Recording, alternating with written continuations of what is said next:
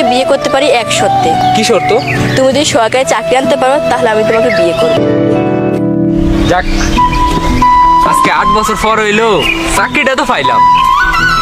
আমার এত দিনের কষ্ট আজকে সফল হইলো। আজকে আমি বিয়ে কইরাম তাড়াতাড়ি ফোন লাগা। একটু কইরো শান্তি নেই।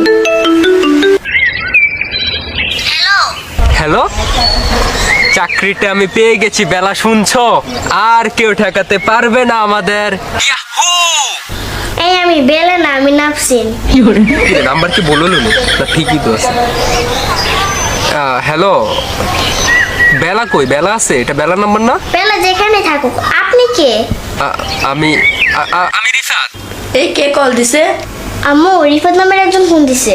আরে তোর মামা লাগে। মামা বল আমু বাসে নেই। হ্যালো মামা, আম্মু বলছে আম্মু বাসায় নেই।